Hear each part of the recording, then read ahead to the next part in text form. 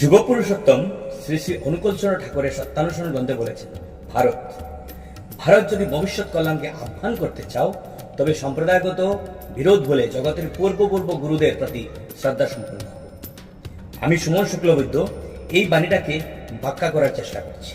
এখানে শ্রী শ্রী ঠাকুরের এই বাণীর প্রেক্ষাপট এবং উদ্দেশ্য অত্যন্ত গভীর ও সুনির্দিষ্ট, যা স্বামী বিবেকানন্দ, রামকৃষ্ণদেব, চৈতন্য মহাপ্রভুর মতো মহান ভক্তি আন্দোলন ও সমাজ সংস্কারক মহাপুরুষরাই একইভাবে জাতিভেদ, বর্ণভেদ এবং আধুনিক সমাজ সংস্কারের নিরিখে কথা বলেছেন। সাম্প্রদায়িকতা ও জাতিভেদের ঊর্ধ্বে মানুষ শ্রী শ্রী ঠাকুরের মূল দর্শন ছিল যাজন ও কৃষ্টি। তিনি মনে করতেন, মানুষ যখন নিজের ক্ষুদ্র গণ্ডি যেমন নির্দিষ্ট ধর্ম, বর্ণ বা জাতি নিয়ে পড়ে থাকে তখন সে সংকীর্ণ হয়ে যায়। সম্প্রদায়গত বিরোধ ভুলে যাওয়ার অর্থ হলো নিজের জাত বা ধর্মের বড়াই করে অন্যকে নিচু না দেখা। বর্ণবাদ বা কাস্ট সিস্টেম যখন মানুষকে বিভক্ত করে তখন সমাজের মেরুদণ্ড ভেঙে যায়। ঠাকুর চেয়েছিলেন মানুষ তার সাম্প্রদায়িক পরিচয় ছাপিয়ে একজন মানুষ হিসাবে গড়ে ওঠে।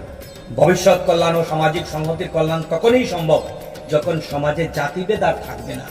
শ্রী ঠাকুর বলতেন, মানুষের সেবা করা ঈশ্বরের সেবা। জাতিভেদ বা বর্ণভেদ সমাজের উন্নয়নের পথে বড় বাধা।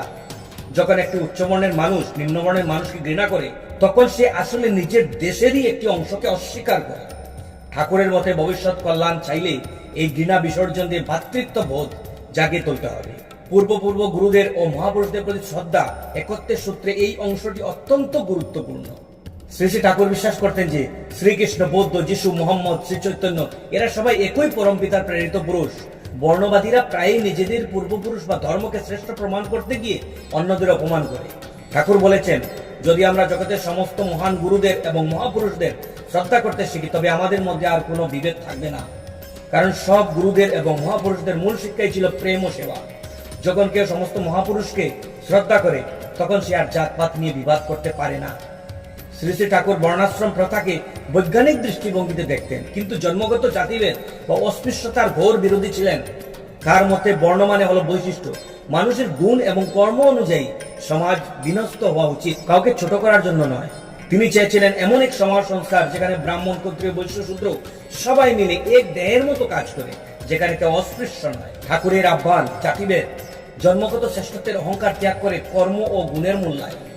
বর্ণভেদ, মানুষকে গায়ের রং বা বংশ দিয়ে বিচার না করে তার ভেতরকার সত্তাকে শ্রদ্ধা করা।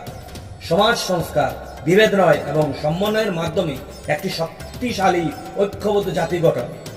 এটাই ছিল শ্রী শ্রী ঠাকুরের অত্যন্ত গুরুত্বপূর্ণ বাণী, যা আমরা কখনো কখনো বোঝার চেষ্টা করি না। সবাই ভালো থাকুন, সুস্থ থাকুন। জয় গুরু।